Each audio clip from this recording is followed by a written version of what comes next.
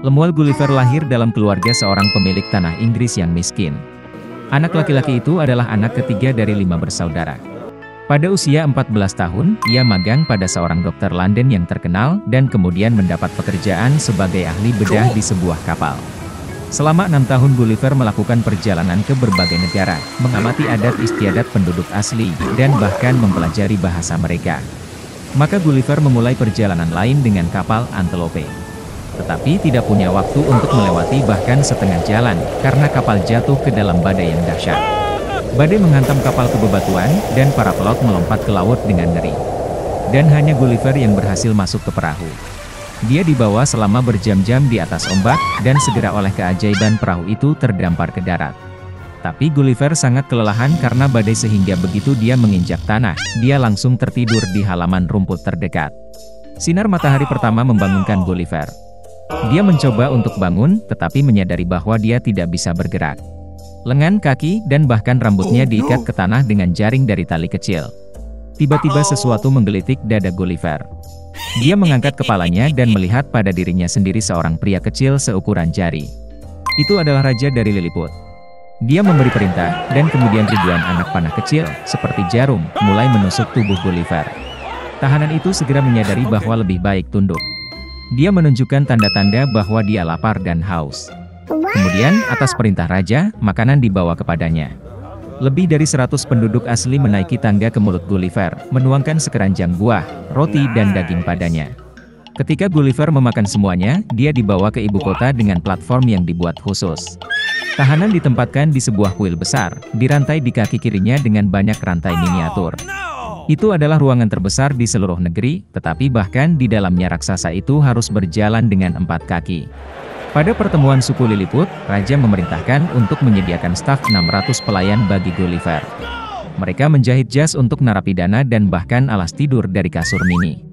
Dan seiring waktu, Raja yakin bahwa raksasa itu baik hati, dan karena itu membebaskannya.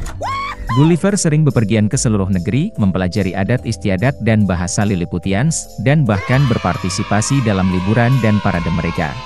Suatu ketika, saat berkomunikasi dengan Raja, Gulliver mengetahui bahwa Liliputia berperang dengan Kekaisaran Blefuscu, yang terletak di pulau tetangga. Alasan untuk anggapan tersebut adalah bahwa Lilliputians tidak setuju dengan Blefuscans tentang cara memecahkan telur dengan benar. Para Lilliput membaginya dari ujung yang tajam, dan Blefuscan dari yang tumpul. Dan sekarang Raja Lilliput tersebar desas-desus bahwa musuh telah menyiapkan armada dan akan menyerang. Kemudian Kaisar meminta bantuan dari Gulliver, dan dia setuju.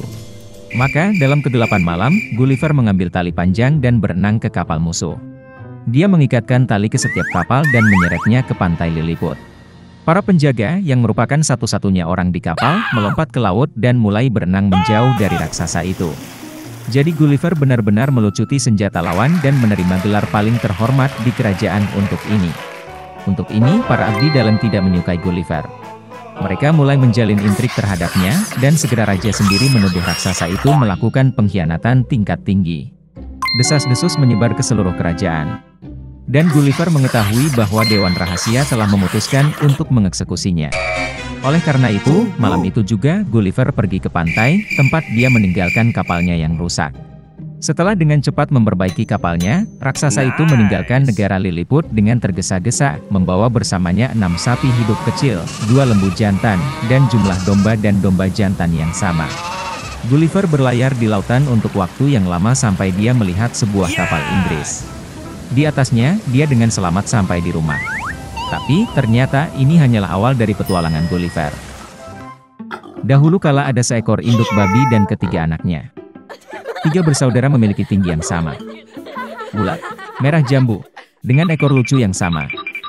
Sepanjang musim panas babi bermain di rerumputan hijau, berjemur di bawah sinar matahari, berjemur di genangan air. Tapi kemudian musim gugur telah tiba. Suatu hari ibuku berkata sudah waktunya mereka memikirkan musim dingin. Dia meminta mereka untuk membangun rumah besar. Sang adik berkata bahwa musim dingin masih jauh. Kakak tengah berkata bahwa dia akan membangun rumahnya sendiri saat dibutuhkan. Dan sang kakak memutuskan untuk membangun rumah itu sendiri. Saudara laki-laki dan perempuan yang lebih muda tidak melakukan apa-apa selain memainkan permainan mereka. Itu menjadi semakin dingin setiap hari.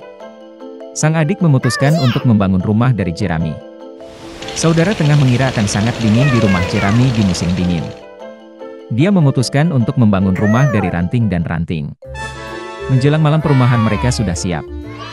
Mereka sangat bangga pada diri mereka sendiri dan tidak pernah merasa cukup dengan bangunan mereka. Sekarang mereka bebas dan dapat melakukan apapun yang mereka inginkan. Mereka memutuskan untuk pergi ke kakak laki-laki mereka dan melihat rumah seperti apa yang telah dia bangun untuk dirinya sendiri. Kakak laki-laki sedang sibuk membangun. Dia mengoleskan batu, menguleni tanah liat, dan perlahan membangun rumah yang andal dan tahan lama. Adik laki-laki menemukan kakak mereka sedang bekerja. Mereka sangat terkejut dengan jenis benteng yang dia bangun. Kakak laki-laki itu dengan tenang terus bekerja. Adik-adik dan adik tengah mulai bercanda dan menertawakan rumahnya. Mereka begitu geli sehingga jeritan mereka bergema jauh di halaman. Kakak laki-laki meminta untuk diam, karena serigala bisa mendengar mereka. Adik-adik laki-laki dan menengah semakin terhibur.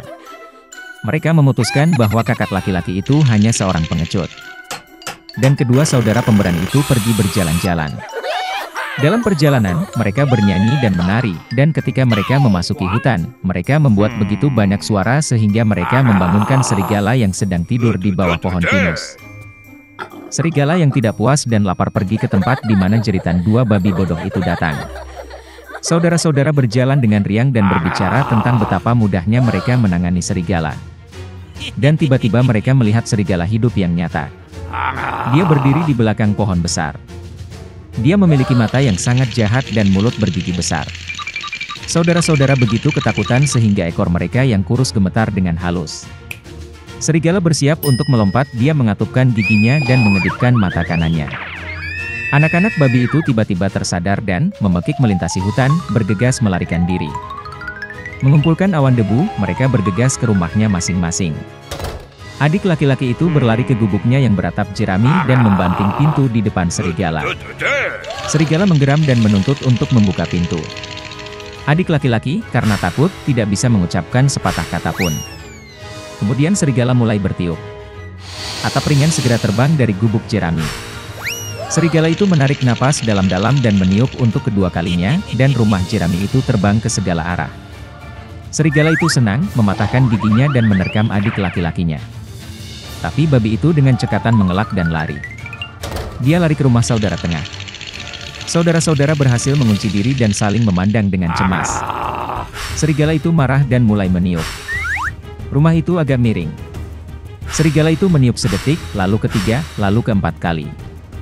Tapi rumah itu masih berdiri. Serigala menarik napas dalam-dalam dan meniup untuk kelima kalinya. Rumah itu berguncang dan hancur berantakan. Hanya satu pintu yang berdiri selama beberapa waktu di tengah reruntuhan. Dengan ngeri, anak-anak babi itu bergegas ke rumah kakak laki-laki mereka. Serigala itu mengejar mereka. Dia yakin kali ini babi tidak akan lari darinya. Anak-anak babi dengan cepat berlari melewati pohon apel besar bahkan tanpa memukulnya. Dan serigala tidak sempat berbalik dan menabrak pohon apel yang menutupinya dengan apel. Satu apel keras menghantamnya di antara kedua matanya. Sebuah benjolan besar melonjak di dahi serigala. Pada saat ini, adik laki-laki dan tengah berhasil lari ke rumah kakak laki-laki mereka dan mengunci pintu. Serigala berlari ke pintu, menggeram dan menuntut untuk membuka pintu. Adik-adiknya sangat ketakutan dan tidak bisa membalasnya. Dan kakak laki-laki itu tahu bahwa dia dan saudara-saudaranya tidak perlu takut di rumah batu yang kokoh. Kemudian serigala menghirup lebih banyak udara dan meniup secepat yang dia bisa. Tapi tidak peduli seberapa banyak itu meledak, tidak ada satu batu pun yang bergerak. Dan kemudian dia melihat ke atas dan melihat cerobong asap besar dan lebar di atap. Dia dengan hati-hati naik ke atap dan mulai turun dari pipa. Babi mendengar suara gemerisik. Kakak laki-laki itu segera menebak apa yang terjadi. Dia segera bergegas ke kuali, tempat air mendidih, dan membuka tutupnya. Serigala itu turun dari pipa dan langsung jatuh ke dalam kuali. Matanya membelalak ke dahinya. Serigala yang tersiram air panas terbang dengan raungan liar, dan bergegas ke hutan. Dan ketiga babi kecil itu menjaganya dan senang karena mereka dengan cerdik telah memberi pelajaran kepada perampok jahat itu. Sejak saat itu, saudara-saudara dan ibu mereka mulai hidup bersama di bawah satu atap.